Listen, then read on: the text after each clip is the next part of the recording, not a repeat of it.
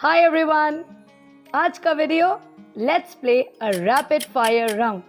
मुझे रोज रिक्वेस्ट मिलती है कि डिलीवरी और सिजेरियन के बाद क्या लाइफस्टाइल रखनी है, कब उठना है, कैसे खाना है, क्या क्या करना है। तो मुझे सूझा क्यों ना मैं ही पेशेंट बन के क्वेश्चन पूछूं और डॉक्टर बन के जवाब दूं, क्योंकि डेली ओपीडी में मैं ये सारे क्वेश्चंस सुनती हूँ और जवाब देती हूँ। तो लेट्स स्टार्ट अ राउंड। सबसे पहला, मैम क्या डिलीवरी और सिजेरियन के बाद हम सुबह उठ के टूथ ब्रश कर सकते हैं?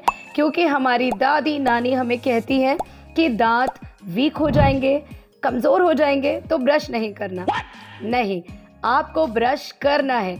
अगर आपको फ्रेश फील करना है, आप चाहते हैं कि माउथ के इन्फेक्शंस नहीं हो, आपको कैविटीज़ ना बने, आप तरोताज़ा रहे, तो आप आसानी से ब्रश कर सकते हैं। डिलीवरी और यूट्रस का टीथ से कोई लेना देना नहीं। सेकेंड, क्या हम रोज़ नहा सकते हैं, सर्दियों में भी गर्मियों में भी? तो बिल्कुल, अगर आप चाहते हैं कि आपको स्किन के इन्फेक्शंस ना हो, फंगल इन्फेक्शंस ना हो, नैपकिन के रैशेस ना हो, तो आप आराम से किसी भी कन्वीनियंट टाइम पे, ज़रूरी नहीं कि सुबह ही नहाएं।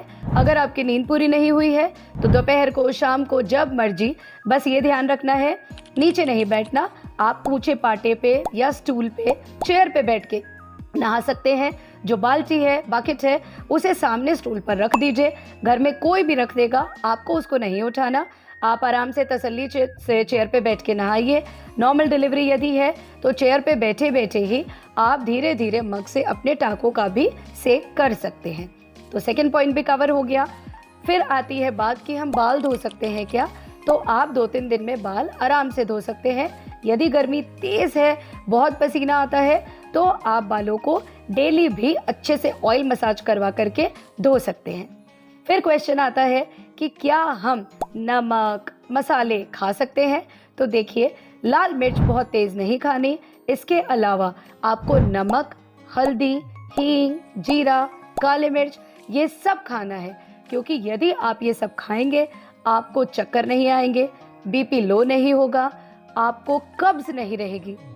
अगर सारे मसाले खाएंगे, खाना थोड़ा टेस्टी लगेगा, तो मुंह का स्वाद भी अच्छा बना रहेगा, तो आप आराम से खा पाएंगे। पेट का डाइजेशन भी अच्छा रहेगा, गैस नहीं बनेगी। आपको गैस नहीं बनेगी तो बच्चे को भी गैस नहीं बनेगी, क्योंकि ब्रेस्ट मिल्क से आप जो भी खाते हैं वो सब बच्चे को जाता है।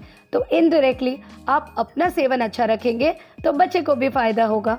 फिर पूछा जाता है कि क्या हम फ्रूट खा सकते हैं? तो यस, आप फ्रूट भी खा सकते हैं। आप पपीता, केला, चीकू, एप्पल, अनार, ये सब खा सकते हैं, ताकि आपको विटामिन की मात्रा भरपूर मिल सके। इसके अलावा पूछते हैं कि क्या हमें सिर्फ खिचड़ी दलिया खाना है? तो नहीं, जैसा कि मैंने एक वीडियो में आपको ब्रेकफास्ट, लंच, शाम को स्नैक, डिनर, जिससे आपका दूध बढ़ सके, ये 10 चीज़ें बताई हैं, वो आप ज़रूर देखना, ताकि आप ये 10 चीज़ें पूरे दिन में शेड्यूल करके खा सके, जिससे कि आपका ब्रेस्ट मिल्क अच्छा हो सके। उसमें मैंने बताया है कि आपको नमकीन चीज़ें, जैसे कि एक टाइम हरी पत्तेदार सब्जी, दाल का सूप, सारी सब्जियां डाल करके, इसके अलावा आपको हरी पत्तेदार मेथी, पालक, ब्रोकली, ये सब खाना है। आप टमाटर का सूप भी ले सकते हैं। कई लोग अपनी डाइट के साथ खट्टा नहीं लेते। अगर आपके मॉमीज़ खट्टा देना नहीं चाहती तो आप खट्टा अवॉइड कर लीजिए, लेकिन बाकी हरी पत्तेदार सब्जी ज़रूर लेनी है, नहीं तो बहुत कॉन्स्टिपेशन हो जाएगा। इसके अलावा आप बाजरा ले सकते हैं, सीरियल्स, रागी, इनका दलिया भी ले सकते हैं, इनके चपाती भी बनाकर खा सकते हैं। तो आपको अपने ट्रेडिशनल लड्डू, हलवे के साथ में ये चीज़ें भी पूरे दिन में बांट बांट कर लेनी है, ताकि आपका डाइजेशन ठीक रहेगा। इसके अलावा मुझे पूछा जाता है कि हम वॉक कितना कर सकते हैं? तो देखिए, जितनी बार आप यूरिन करने के लिए उठते हैं, मोशन के लिए उठते हैं, तो 8-10 बार तो आप ऐसे भी उठ गए। इसके अलावा भी जब भी आप लंच और डिनर करते हैं, तो आप उसके बाद में 10 मिनट का धीरे धीरे आराम से वॉक खुली हवा में करिए, ताकि आपको बंद कमरे की घुटन बिल्कुल भी महसूस नहीं होगी। इसमें भी हमारे घर वाले कहते हैं हवा लग जाएगी, हवा बिल्कुल लगनी नहीं चाहिए। ऐसा नहीं है। अगर आप फ्रेश एयर में नहीं रहेंगे, आपका दम घुटने लग जाएगा और आपको बहुत बीमार जैसी फीलिंग होगी, तो आप आराम से कमरे के बाहर जो भी वरांडा है उसमें आप वॉक कीजिए, ताकि डाइजेशन भी ठीक रहेगा। और सबसे इम्पॉर्टेंटली, जो पैरों का ब्लड सर्कुलेशन रुक जाता है क्योंकि हम मूवमेंट नहीं करते, तो डिलीवरी के बाद में कई बार DVT, ये बहुत खतरनाक कंडीशन होती है जिसमें कि पैरों की ब्लड सप्लाई रुक जाती है, क्लॉट्स बन जाते हैं और जानलेवा साबित होते हैं। इसीलिए हम हमेशा काउंसलिंग करते हैं कि वॉक ज़रूर करनी है। अगर आप वॉक लिमिटेड कर पा रहे हैं, दर्द बहुत ज़्यादा हो रहा है, तो आप पैरों की मसाज कीजिए। आपको पैरों पे पंपिंग एक्शन करना है। घर में कोई भी जना आपके पैरों की आहिस्ता आहिस्ता मसाज करेगा, उन्हें इस तरह से दबाएगा ताकि जो ब्लड सर्कुलेशन है वो पैरों से हार्ट तक आ सके और पूरी बॉडी में ब्लड सर्कुलेशन चलता रहे। अब पूछा जाता है, क्या हम सो करके बच्चे को दूध पिला सकते हैं? तो नहीं, आपको बैठ करके, पीछे पिलो रख के, गोद में पिलो रख के, आपको आगे नहीं झुकना, बेबी को अपने ऊपर डालना है, फिर आप फीड कराइए। अगर आप लेटे लेटे फीड कराएंगे और दूध यदि उसके गले में, सांस में चला गया तो बहुत दिक्कत हो जाएगी, बच्चा नीला पड़ सकता है और सांस अटक सकती है।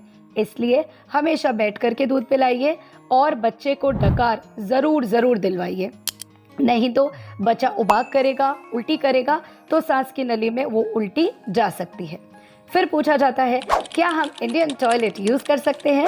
तो देखिए, आपको कोशिश करनी है कि इनिशियली 1 to 1.5 मंथ तक आप वेस्टर्न टॉयलेट यूज़ कीजिए।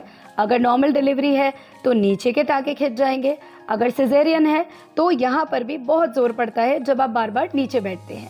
तो आपके घर में यदि वेस्टर्न टॉयलेट नहीं है तो सिंपल है, बाज़ार में चेयर्स मिलती हैं जो कटिंग की हुई होती है, तो आप आराम से वो चेयर लेकर के आइए और उस पर मोशन कर सकते हैं।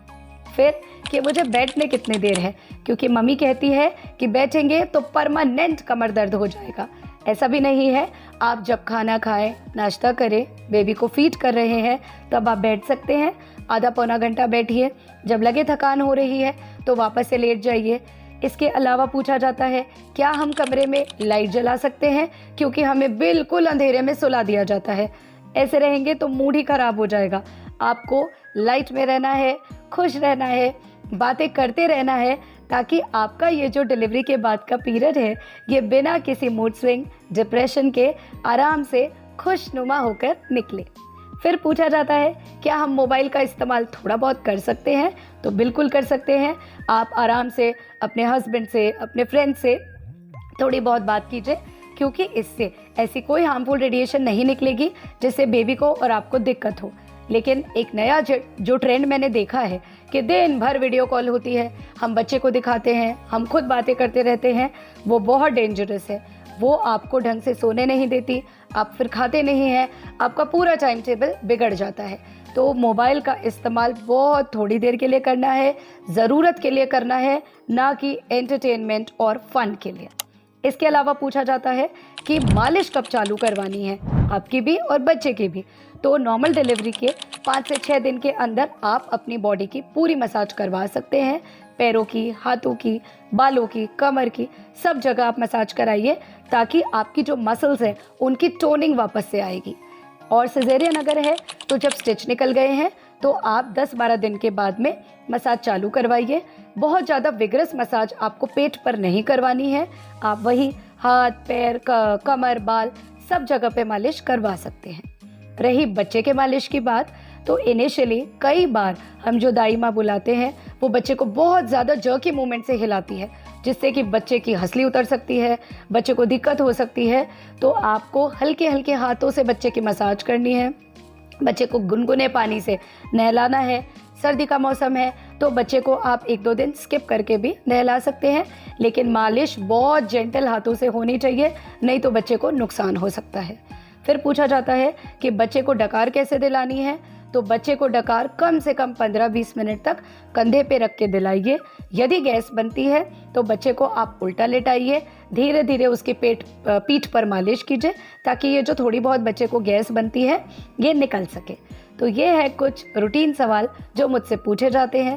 इसके अलावा हम अपनी रूटीन एक्सरसाइजेस कब शुरू कर सकते हैं, तो आप नॉर्मल डिलीवरी और सिजेरियन के 1.5 महीने के बाद में अपनी रूटीन एक्सरसाइज चालू कर सकते हैं। नॉर्मल स्ट्रेचिंग, आप अनुलोम विलोम करिए, कपालभाति करिए। इसके अलावा आप 1.5 से 2 महीने के बाद में सूर्य नमस्कार भी चालू कर सकते हैं। सूर्य नमस्कार एक ऐसी संजीवनी है जिसमें सारे स्टेप्स में आपकी बॉडी के हर मसल की एक्सरसाइज होती है, तो आप उसे धीरे धीरे चालू कीजिए। इनिशियली आप 5 सूर्य नमस्कार कीजिए, धीरे धीरे 10 पर बढ़िए, फिर 20 पर, 40 पर, जैसे आपकी बॉडी सजेस्ट करे। बहुत ज़्यादा विग्रस जो जिमिंग होती है, उछल कूद, जिमिंग, ये सब आप 3 महीने के बाद स्टार्ट करिए। उसमें भी कोशिश कीजिए कि जुडिशियसली, बहुत ज़्यादा उछलना नहीं है, जिससे आपकी बॉडी की स्ट्रेचिंग हो सके, एब्डोमिनल मसल्स स्ट्रेंथनिंग हो सके, आपकी पीठ की स्ट्रेंथनिंग हो सके। वो मसल स्ट्रेंथनिंग एक्सरसाइजेस आपको करनी है, क्योंकि आप 3 महीने के बाद लग जाते हैं कि अब ये जो वेट गेन हुआ है ये आपको जल्दी से जल्दी वापस करना है। इस तरह से नहीं होगा। आप ये बात ध्यान में रखिए कि बॉडी वापस शेप में 6 महीने के बाद आती है। जो पिगमेंटेशन आपको हो गया है वो भी धीरे धीरे वापस अपनी शेप में आएगा। जो स्ट्रेच मार्क्स हो गए हैं वो भी विद टाइम 6 महीना, 8 महीना धीरे धीरे मसाज के साथ में ख़त्म होंगे। फिर पूछा जाता है कि हम पेट कब से बांधना शुरू करें, तो इस पर भी मैंने एक वीडियो बनाया है, आप ज़रूर देखिएगा। आप नॉर्मल डिलीवरी के 1-2 दिन के बाद में ही और सिजेरियन के 7-8-10 दिन के बाद में, जब स्टिचेस ओपन हो जाते हैं, आप अपना पेट बांध सकते हैं, क्योंकि पेट बांधने से आपके मसल्स को सपोर्ट मिलता है। इसलिए आपको पेन कम महसूस होता है, आपको बैक एक भी कम होता है, क्योंकि पीठ के मसल्स को भी पूरा सपोर्ट मिलता है। तो पेट बांधने से आप पतले नहीं होंगे, आपको सपोर्ट मिलेगा, इसलिए आपको पेट को बांधना चाहिए। फिर क्या हम सर को बांध के रखें? तो देखिए, अगर सर्दी का मौसम है तो आप सर बांध सकते हैं, गर्मी का मौसम है तो सर बांधने से कोई बेनिफिट नहीं होने वाला। अगर आपको लगता है पसीना ज़्यादा आ रहा है तो आप सर भले ही ना बांधें। इसके अलावा आपको कूलर, एसी एक ऑप्टिमम टेम्परेचर में गर्मी में रखना है। आपको बहुत ज़्यादा पसीने में नहीं रहना, नहीं तो रैशेस हो जाएंगे आपको भी और बेबी को भी। आप भी चिड़चिड़े होंगे, बच्चा भी चिड़चिड़ा होगा।